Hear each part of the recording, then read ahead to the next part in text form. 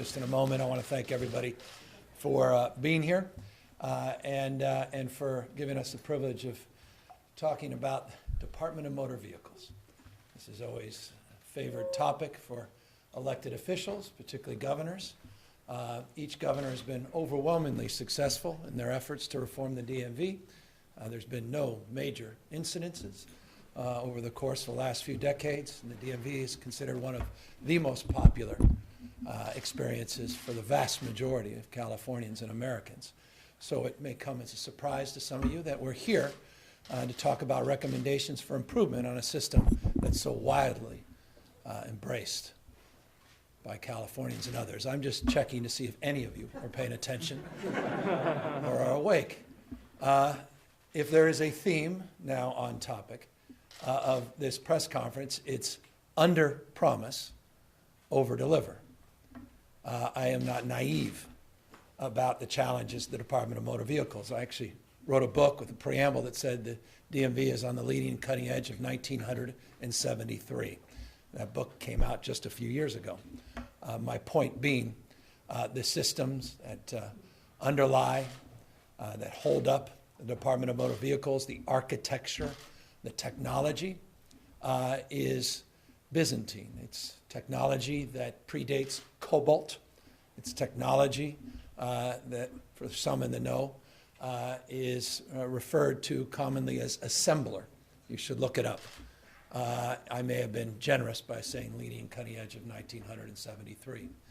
There have been efforts in the past by multiple administrations to upgrade that technology. They have come short, as have the overwhelming majority of efforts to improve our technology in this state. It is a major issue in the state of California and should be one of the top issues for taxpayers. It's one that doesn't get the kind of attention it deserves, but our IT procurement has failed over and over and over again, costing the taxpayers quite literally billions and billions of dollars. It's not a gross exaggeration. When you talk about waste and corruption, and I call corruption sort of small c corruption, I think that's where you should focus. So often we get off into shiny objects. Rare do we look at the ridiculousness of change orders and projects that start at $100 million and end up at $1.5 billion. I make that point to make this point. We're not going big here because we're not naive to that past. We are students of that past. I could be coming out to you today talking about a multi-billion-dollar procurement to overwhelmingly change the system and to, within the next 5 years, reimagine the Department of Motor Vehicles, only to once again fall short. We are looking to modernize, but at the same time do it in a very systemic and sequential way. And we'll talk a lot more about that to the extent you have any questions. Today, we're announcing, though, the efforts of a strike team that I put together when I took office. They have now come out with a report that we will be talking about in a moment about the progress they've made to date in the first 6 months of the administration and what we're promoting to do over the next 6 months and over the course of the next few years. We have a real challenge ahead of us, emphasis real, and that's next year, October 1st, 2020. That's when this Real ID program has to be finished. There are, I think, 28.2 million people who possibly, it's the broad universe of people that may desire to get a Real ID. That's a huge number of people. In order to accommodate that type of volume, we need to be prepared. As you know, this time last year, August of last year, we had reached a real breaking point for the Department of Motor Vehicles. We had some challenges with motor voter. We had some IT, surprising challenges. It led to a lot of frustration, consternation, a lot of bickering back and forth upstairs, led to need and desire to do an audit, some pushback on an audit, because what was it going to find? Maybe everything we already knew. But there was a sense of urgency, and that urgency led to some increase in personnel, increase in the budget. We are picking up on that. We, in this new budget, have put in, I think it was $226 million, $240 million, close to $250 million to support the Department of Motor Vehicles. Some 1,900 positions, temporary positions, in order to address these concerns. We brought in Maribel Badger, who's well known for being a reformer. Kathleen Webb, same. These folks are, they're McKinsey-esque type minds. They're about process improvement. They're about getting under the hood of things. They're about solving problems systemically. And they put together a team. They went out and did a number of RFPs, forgive the vernacular. That's just efforts to bring in other experts to assess the situation. We brought in McKinsey to help us with that process improvement in March. We went out, hired a firm, HOK. There were 10 bidders to look at the future of DMV, reimagine the Department of Motor Vehicles. What should a modern Department of Motor Vehicles look like? Should there be offices or just kiosks? Should it be more like an Apple Store experience? Do you show up in line, or does someone come out behind the desk and engage you directly? What's the experiential qualities? Do you do most of the transactions in the field offices, or do we completely negate the need to go into field offices by using different technologies and decoupling, disintermediating the experience? Do we have more partnerships with AAA as an example? Do we do more pop-ups and kiosks with businesses? And we tested some of that. We did just that with Intel. We did that with Salesforce and HealthNet. We said, and how that went. We did some new partnerships and pilots. We tested all these things. We even got a contract for credit cards. If nothing else, I want to see headlines on that. It may diminish my tenure, but if I can deliver on credit cards at the DMV, I may be worthy of your praise. By the way, I said we have a contract for that. We haven't done that. So that will be rolling out. We're not doing it all 172 field offices at once. Again, we're learning our lessons of the past, but you'll see the first credit cards being accepted at the Department of Motor Vehicle in Davis, California, coming out in September. Pilot. And 3 more cities: Victorville, Roseville, Fresno? The other 3 in October. So look forward to that. And then all the ideas to roll them out in every other office over the next year or so. We just want to get it right. Again, it's a different approach. We're not going big at first. We want to go small and build on successes. So pop-ups, more kiosks, different partnerships, a process improvement approach, bringing in the future by bringing HOK and others to reimagine a DMV experience that will allow us to accelerate a new strategy and approach. We don't want to just pave over the old cow path, but we need to stabilize things in these 172 field offices. We built on what the Brown administration did on expanding hours. Most folks don't know you can go in DMV, at least at 62 locations on Saturdays. The utilization on the weekends is really low because people don't know. So we realized we need a marketing campaign. DMV didn't have one. So we're investing in a marketing campaign, not just around extending hours, but also around the Real ID program and preparing for it, trying to get more people in sooner, or at least getting people to prepare to come into our field offices by getting all their information, which means a new website. We are about to roll out a new website that's not just about pictures and colors.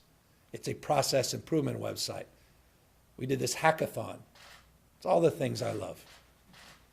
Forgive me for being long-winded. I know you're looking for a soundbite, a quick clip, and then you want to ask me about Trump tax returns.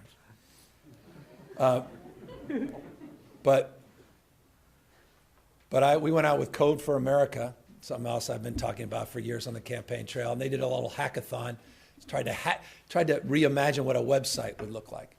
And so we're going to have a new website that's got a sort of micro sites that will have what you really need, meaning Real ID is going to be right there on the home page saying, here's what you need for the Real ID, here's the information. So it's a different approach. So that's also part of this. So marketing, new website, credit cards, building our IT capacity in a sequential and thoughtful way, making sure we're not overstating our progress and success, but also making the point we made progress and success. And let me just end with that. Last August, you would have been spending 58 minutes more waiting for a transaction than you would today. That's real progress. We had 16% of customers last August spending over 2 hours. Can't make that up for a transaction. Today, it's 0.005. I'll repeat, 0.005. It's 16%. Just last August. That's some progress. That said, just an hour ago, the entire computer system was down. I love it. On the day of the press conference, you'll probably need to write that down. This is just too perfect. But it's back up. I mean, that's the nature of this. Didn't go off forever. I mean, but it's the nature. And why? Again, it's this old technology system that has, it's barely put together. I think there's some guy in Hawaii, quite literally, right? He retired, but we keep flying back, pick him up against his own interest and say, got to help us with this old IBM system. It's that interesting. So again, forgive me, I hope I've made my point. Got work to do. DMV is the retail face of government. There's a reason people don't love government. People are frustrated. There's a belief system, at least with 40% of Americans, that use the DMV as a reason they're a member of a certain party, because they say government can't do its job. I get that. And so we need to prove that we can use your tax dollars wisely. We need to prove that government can work. And I think one of the most important places to start is the DMV. And so we've spent 6 months of real work on this. This is called governing, not campaigning. We're consumed in this country by campaigns, who's up, who's down, and politics. This is governing. And it's tough, and it's a grind, and it's not easy, and this is going to take a few years. Next year will be tough. Next June, July, August, September, you'll all be rushing to me down the halls, everywhere I go, trying to find me for a question on what's happening with the surge in volume at the Department of Motor Vehicles. Remember this moment, please, so you can contextualize those questions. We know that's coming, and we're doing everything we can to mitigate that and reduce the volume, increase the transactions online, decrease the in-person engagement. That's part of this broader narrative. But the reason that we have done all of this and we framed this is because of Maribel and her team. She's about to go to she's about to relax at the Public Utilities Commission and now take on the issue of PG&E's bankruptcy and other things. It's a cakewalk compared to this, but this is her moment.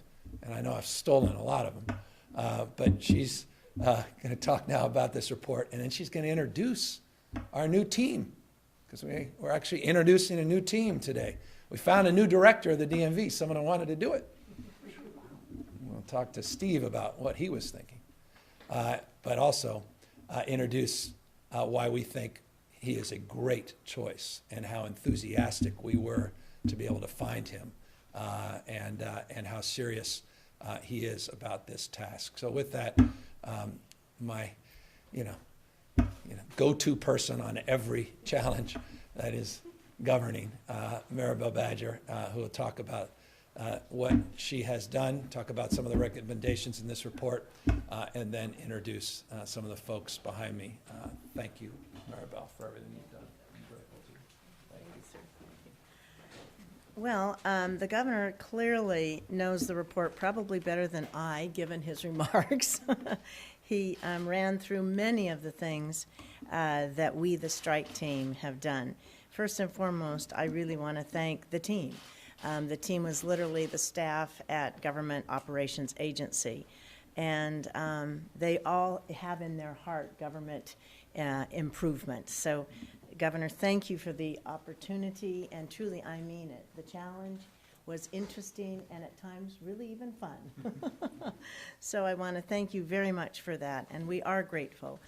And you have run through so many items. I'll just touch on them again that are so important that we undertook. One of the things that the governor just said that's really so very important about governing and taking action and doing, when the governor asked me to be head of the strike force, the strike team, one of the things that we talked about is not just doing a review of the DMV and then putting a report together at the end, but really to take action, make changes now, and that's what we did. He mentioned a couple of them, and one of them was so helpful to the team, and that was the competitive selection of McKinsey consulting firm to come in and help us with business reprocessing and improvement of the field offices, specifically around the Real ID. But I must say, the governor touched on it as well. One of the most important things that the governor did, and that is he put in the proper resources for the DMV to do their job and for the recommendations of the strike team to be able to be implemented with this extraordinary budget. It was an increase of $242 million to the motor vehicle account.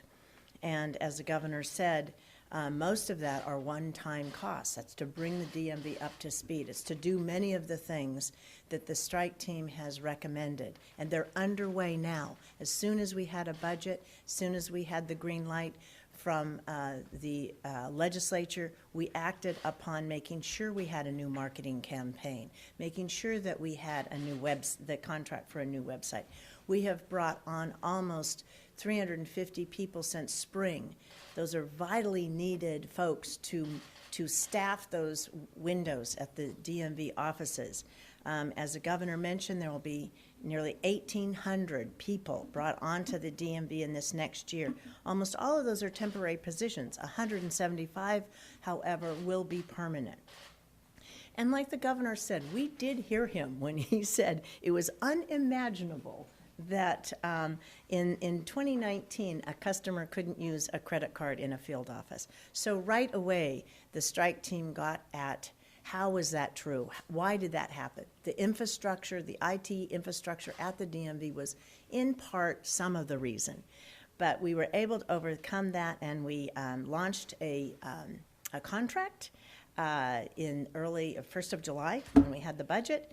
And as the governor said, we have pilots underway, and by the end of the year, people will be able to use a credit card in the field offices. The governor mentioned several other things that are so very important, and that is we increased the kiosks. If you don't need to go to a DMV, don't go to a DMV. If you just are getting a registration for your vehicle renewed, you can do it at a kiosk. You can do it at a AAA if you're a member. The partnerships that the governor mentioned are very important. What we really want to do is encourage people to only go to the DMV when they need to. And right now, that's because of the federally mandated Real ID.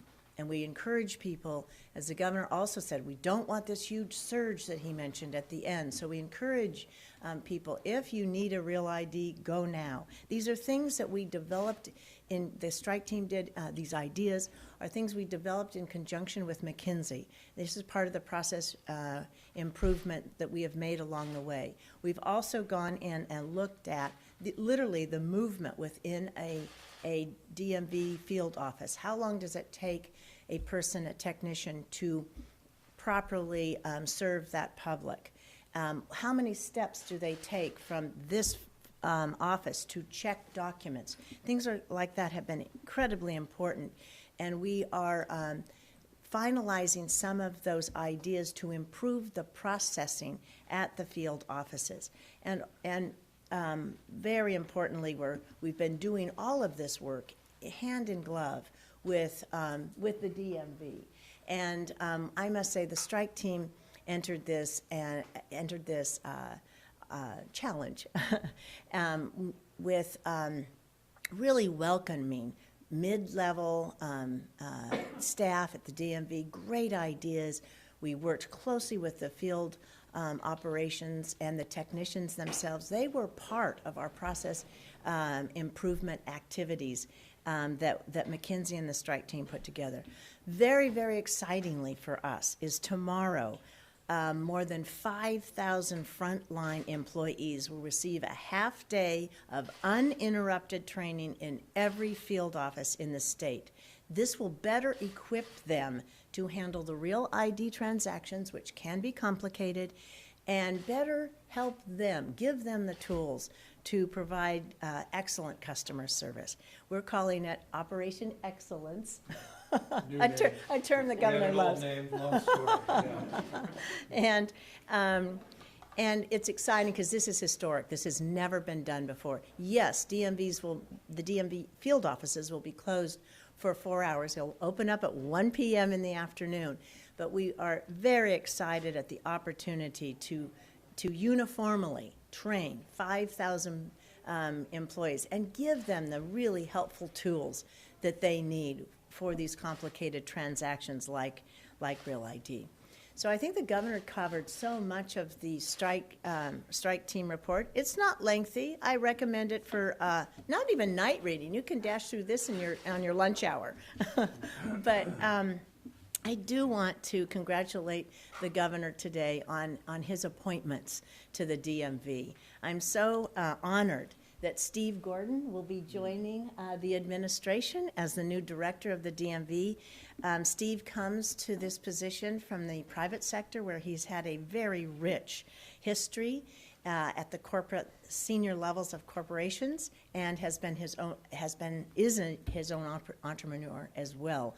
And it's really wonderful for somebody that so loves public service as I and have kind of dipped in and out of public service. I just love it when one of my fellow citizens, fellow Californians, says, you can't improve government unless you get in and work in government. So Steve has put up his hand and said, I want to do what I can to help.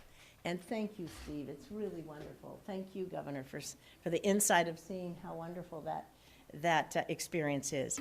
And also, the governor has appointed Kathleen Webb, my dear colleague from government operations. As the governor mentioned, Kathleen is well known throughout state government as an expert in process reengineering and process improvement. She's the guru we all turn to. Mm-hmm. And she has been named as the chief deputy director of the DMV. So this is the A-team, guys. This is top-notch, wonderful. It won't get any better. So we're extremely excited to welcome them into David Kim's agency, the transportation agency, Secretary Kim. Thank you too. So, the great team, the team, the new team. So, Governor, with that, don't go talking to me. These are the three. Things go wrong, things go well. Talk to me. Things go badly. There's your team. So, with that, Governor, thank you for the opportunity again, and we're handing over a lot of great ideas and new thinking, new processes, and Kathleen and Steve are going to carry it on. So thank you very much. Steve, all yours. Thank you. Good morning. Thank you very much.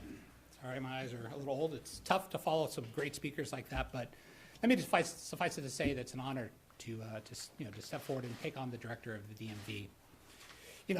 As the governor mentioned, it's a public-facing entity, and probably the most important public-facing entity at the state.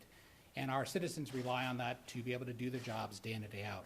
So it has an incredible potential to serve the citizens of California. As many of you know, the department has not lived up to that potential recently, and the public confidence has wavered. The department has seen unprecedented demand, as you've been told. You've probably witnessed long lines yourself, as I have as a customer, and customers have not been altogether satisfied. The department suffers from outdated technology and infrastructure, which has made the user experience less than ideal. Again, concepts you've heard a couple times at this press conference. So I'm pleased the governor is focused on these items, and he's taking action, as you've seen here today. That's why the governor, of course, appointed the strike team led by Secretary Bratcher and created the roadmap, as she just mentioned. I would encourage you to read it. I read it this morning, just released, hot off the press, so to speak. It's also why the governor has invested the $242 million. And this is really going to allow us to be able to make those changes to the infrastructure, make those changes to the system, and really improve the ability to deliver the services that all Californians expect. I'm excited to get to work on implementing those suggestions. It's an exciting time to be at the state. It's an exciting time to be at the DMV. We have a very, very strong plan, thanks to Secretary Bratcher, Kathleen Webb, as well as the team at McKinsey and others, to really help us move this thing forward. As I step into this role, I know that we have tremendous work ahead of us. We will not modernize the DMV overnight, but I will commit to you that I will lead the department with a laser focus on customer service. And also, I guess, we will not improve the department alone. This is going to be a partnership between the dedicated professionals at the DMV, the governor's office, as you've seen the commitment here today, as well as the people of California. Together, we will move the DMV forward. I look forward to rolling up my sleeves. It is a little hot up here. I look forward to rolling up my sleeves and getting to work. So thank you very much. Thanks, Steve. And just a little bit of background on Steve. You can answer any questions, but between 93 and 2011, as an example, he served at Cisco. He's a private sector guy. And just an interesting aside, but it's interesting, at least to me. He just randomly went on a website and applied for this. I love that. And had done his own research, gone to the field, had his own frustration. And I don't want to talk for Steve, but he had a conversation with his wife. So I said, what are you thinking? You can retire, we're done, we're happy. And he goes, you know what, I can't be that guy screaming and yelling about government without doing something about it. And I love that. And that was very resonant to all of us. To Ana Montesantos interviewed, Maribel interviewed him, David, to Jason Elliott, who's been principal in all this. It seems there's some private sector folks, they don't always, the government's not always the natural fit. But the way he approached this and the way he engaged through this process made us really confident in his capacity to lead. And you combine him with Kathleen and the work she's done with Maribel, they're going to hit the ground running. And so I'm very, very enthusiastic about these prospects. But again, please don't for a second think we even, forget spiking the ball. We don't even have the ball in our hands. I mean, there's no mission accomplished signs here. There's no, quite the contrary. And the router issue we had today was just emblematic of that. It wasn't, by the way, a DMV issue. It was our Department of IT.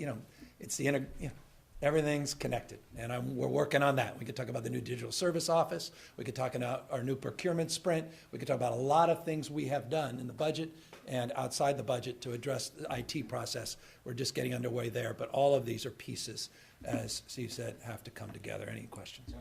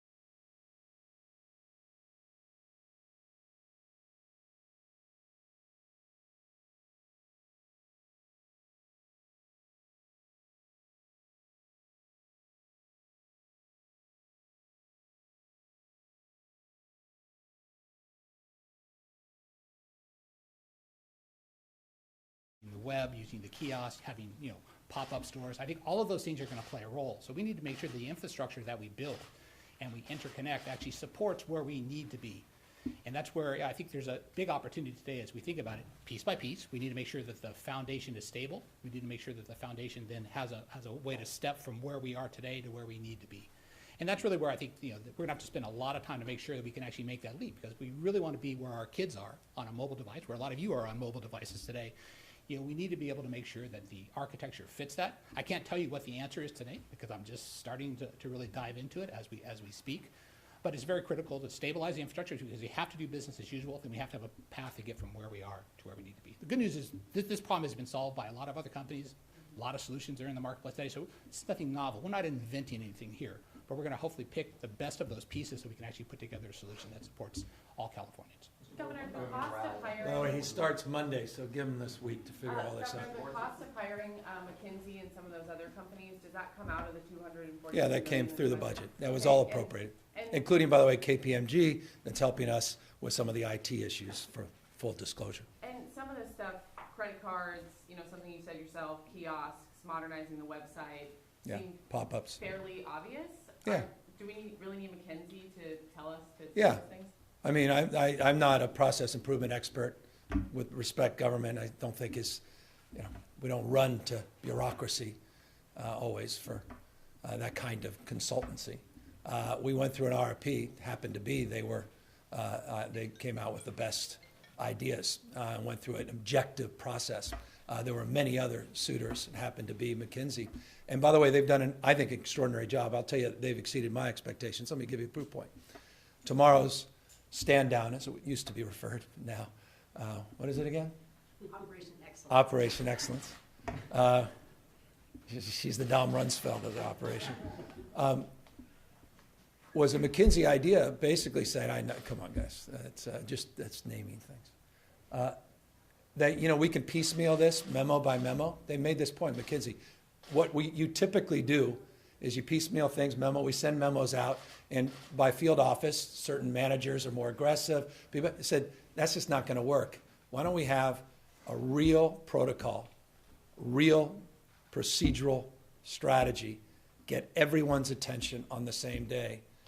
And this idea was baked. It's just one of many examples of where I think they have done a wonderful job. Governor, you've outlined your vision today about reinventing DMV.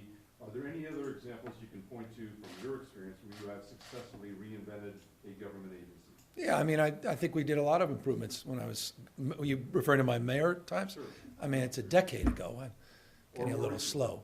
I just started a few months ago. Lieutenant Governor. Well, God bless. Yeah, I don't want to, yeah. I think that office is substantially improved as an example. Look, my background. I have 23 small businesses. I come from a private sector background. I come from an entrepreneurial background. My entrepreneurial approach is about solving problems, not managing problems. I have no interest in failing more efficiently.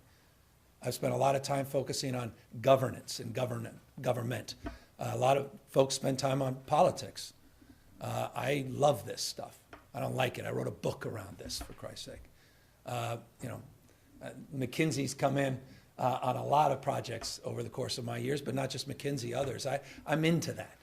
I speak a lot in those forums. I digest a lot of this. So, that's why I ran for governor. And I hope that people expect excellence in public services. And I recognize people are outraged by their experience in DMV. Then again, I met someone the other day who said it was incredible. I said, you need to come to this press conference. They were unavailable.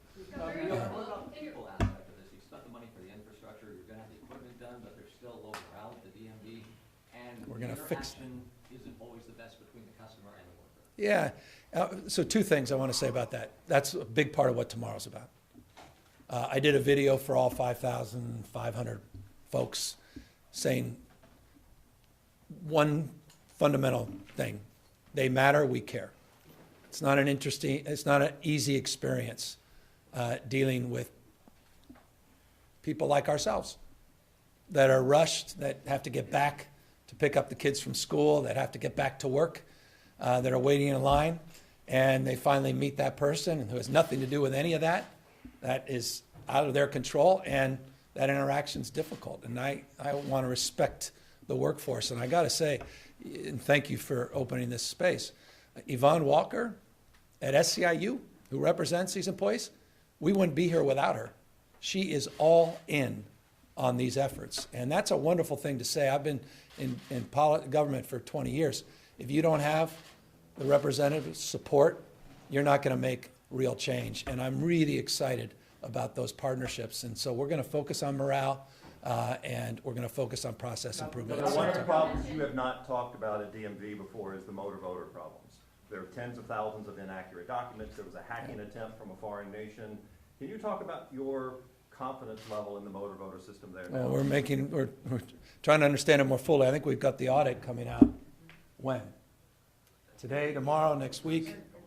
Couple of weeks. Ernst & Young's coming out with their audit, and I will be much better prepared to answer that question once I review the audit findings. Have you been briefed on what has happened in the past? Broad strokes, and very familiar with the struggles prior administration, and I think it was wise to have Ernst & Young do this audit, and we're all going to be the beneficiaries of that work. And I can assure you, the strike team in real time has anticipated a lot of its findings and have incorporated strategies and solutions to address them. You have confidence in the State Department of Technology, which was key in rolling that system out? And its director? I am reviewing all things IT related. We have created a new digital service office. I will be hiring 50-plus people.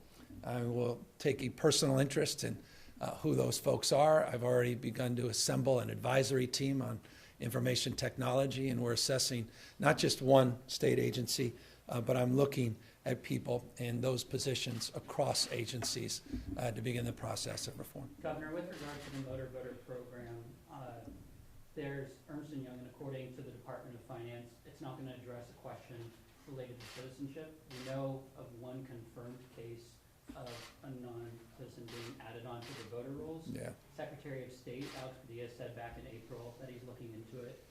We Yep. haven't heard anything about that. I'd ask the Secretary of State, and again, I would just caution, see what the findings are, and let's assess the recommendations that we're making to address in anticipation of some of those findings.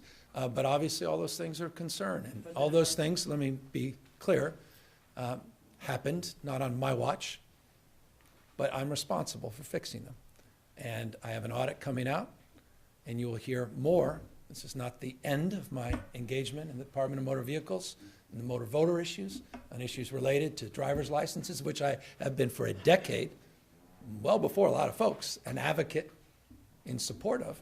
And those confidentiality concerns that are broader than even the motor voter issues, all of those things I take to heart and recognize need to be part of any considerations moving forward. The Department of Finance says that this question is not being as reviewed as part of this audit, so No, what are you going to do? I'm gonna work on a lot of these things moving forward. Last question, please. Governor, what role do you see the new Office of Digital Innovation playing, specifically in the DMV? You got to reform. You got to change the culture. It's not just about throwing money at problems. You got to change the culture. We're in the state of California, Silicon Valley, the heart of innovation, entrepreneurship. We're on the leading and cutting edge, but not in terms of the way we procure and our processes to engage are inadequate. I don't think it's a gross exaggeration to say it should embarrass folks. But again, I was at this as mayor. This is tough stuff. You talk about clay layers. You've got these contracts it takes years to get out of. Folks don't understand the old systems. You're building systems, a Cobalt system on top of an assembler system, and then you got some new system. And, we just had a policy a few years back where we couldn't even get cloud-based services. It was specifically excluded. They still thought the cloud was in the sky. So, that's how far back. By the way, a friend of mine started Salesforce, I think, in 1999, cloud-based company, in 99. So it's just there, and the reason you don't touch this is the reason you don't touch the DMV, is the reason you don't touch homelessness, and the reason you don't touch housing. Smarter politicians run away from those things because you guys start holding us accountable, and you can never meet expectations because this stuff's tough. You know, I've been studying another example that we're not just studying the DMV. We've been studying passport offices and reforms across the country. There's one in New York that is one of, and it's interesting. It has the highest Yelps. You know, this, I mean, people just love it. Highest stars, ratings in the country. So it's interesting, right? So we're looking at all that. We're incorporating. I'm looking at Zappos. I've been studying Zappos' customer service, their call center. You know, go on our call center and do Zappos. So my point is, no, but to the point. Okay. This is all part of a short-term, medium, and long-term strategy to reimagine our processes from a procurement perspective, from a digital service perspective, to where people are, from search now to suggest. We're in a completely different world. And so it's mobile, it's local, it's social, it's cloud, it's crowd, it's all of these things, but that's not been the vernacular, it's not been the frame, not only the Department of Motor Vehicle, but any state agency in government. Governor, But back to in that point, January, can I back in to that January- point? I'm happy to answer Well, more. but to that point, You our missed fundamental me problem last at week. DMV What the is it? computer system. That's right. It dates from the moonshot era. That's So the correct. fundamental. Well, they got to the moon and back, Let me- so it but let- suggests but let maybe me that say- system was more effective. But let me say, if I might, I mean, isn't part of this a money problem? And at what point do you say, we've got to spend substantial more money to completely overdo the system? All the companies you talked about do not operate. John, I well. appreciate $240 million seems like a lot of money to me. Is At that what? enough to solve the problem? No. Okay, so how much? I mean, then when Oh, do you? come on. my I mean, point is this, my are point you, is, when come do you on. engage the I mean- public to say it costs money? That's my point. What? When do you engage the public to say it's a substantial amount of money to solve the computer Uh, problem? About 45 minutes ago. Okay. No, but I don't mean to be flippant, but I'm sort of curious. I'm just confused. We made a point that we're spending close to a quarter. I've made, and I think I emphasized, close to $250 million we just agreed to in the budget. That is an enormous amount of money. But most of that's for new positions, you said so yourself. Okay? That's And- not computing But the technology. underlying Guys, technological problem. Oh, you're talking, okay. So you want the big shiny, I get it. You guys are back to the big shiny object of a $1 billion IT upgrade. We're curious. That's not, and I'll go back to, we can rewind what I said. I hope you have it on the court. I said, we're not going to be doing that at first. And I'll repeat what I said a moment ago, stabilize, not modernize. We will modernize some of the stacks. And I said, we're going to sequentially do this. We're going to do this in a very different, the entire preamble. I was making some flippant points at the beginning to see if everyone's listening, but now I'm curious, even after that, I made explicitly these points that we're going to do this in a building block approach. And we're not going to do the big shiny procurement. And that this will take time. I think I made that point. And it's going to, yes, if you want to hear a governor of California say it's going to cost money, but I also made the point a moment ago, you can't just throw money at the problem. You have to change culture, and you have to change your business process. And that's why we have the complement of an IT expert in Steve and a business process improvement person in Kathleen, with the benefit of a strike team report and a legislature, to their credit, that invested an enormous amount of money to improve this Governor, back system. in January, you called. the Dan, department- sorry, no, sorry. Back in January, you Oh, called just the one- department just chronically mismanaged. for- Do you stand by that today? Yeah, no, because I have a new team. I mean, we'll find out next Tuesday after his first day. If I may, on a food stamp question. Thank you. Are you serious, are you concerned that Trump is serious about cutting food stamps, and what are you gonna do about it? Yeah, we had our senior staff meeting, that's why Jason's raised his head, we raised this as a real concern. So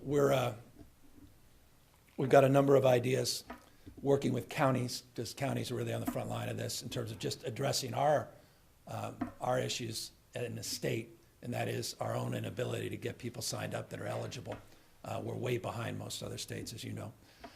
And now compounding that, obviously, are these public charge issues that go indirectly to the issue of food stamps, and then now this direct assault on food stamps, which apparently is a talking point of a lot of the talking heads on one of the networks for the last decade or so.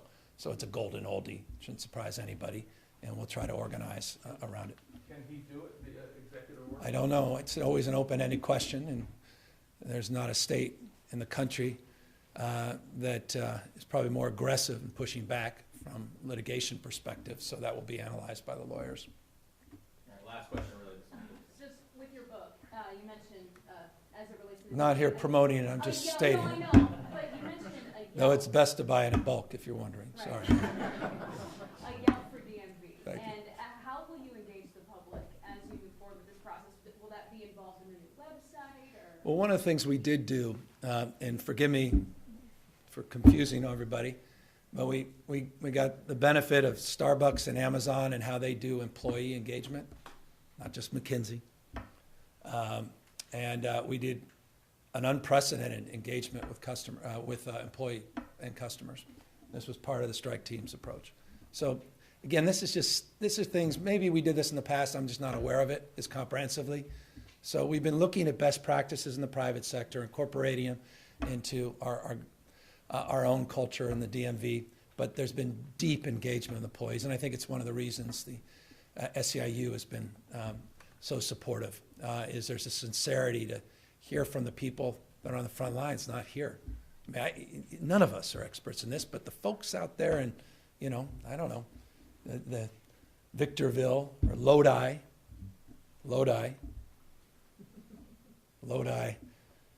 field office, they're the experts. There's a reason I'm saying Lodi, forgive me. How long do you estimate it will take to upgrade our systems to where they should? It's going to take years. Decades? Well, I hope not. You say You'll home that's not going to work for you or me. But again, I'll end as I began, by just stating it obviously, under promise, over deliver. We're digging out of a hole. We can find ourselves back in a hole next year, but I am confident once we get through the challenges of next year, we're going to come out much stronger. And I think this is a multi-year process. The procurement on IT alone will take many years. But we are underway and with a sense of urgency that I haven't seen in some time here in the state. You mentioned new hires. When will that happen? Oh, those new hires are already being made. You heard Maribel reference specifically 350 individuals. She referenced 1,800. I have closer to 1,900 temp positions, but that's just our Department of Finance math. Again, but it's within a margin. You get a sense, 1,900 positions. 1,000 new temporary positions, building on the 900 or so, if that's accurate, that we have from the Brown administration. When's the last time you visited the DMV? What was that experience like for you personally? I had a wonderful experience in Jason Elliott's town, San Francisco, at Fell Street. Governor, California is the only state that actually advertises DMV on the license plate. It says dmv.ca. Is that true? I didn't know Yeah, that. it's the only one. That's fabulous. So it turns out there's 35 million registered vehicles in California. Are you confident that's going to be a positive message for all Californians? Yeah, they should be proud to have. Well, that's the idea, right? You're proud of your DMV. Makes you feel good about your government. Makes you feel good on tax day that you're investing wisely. I think it'd be rather extraordinary and wonderful thing that people say, you know what, I like my DMV.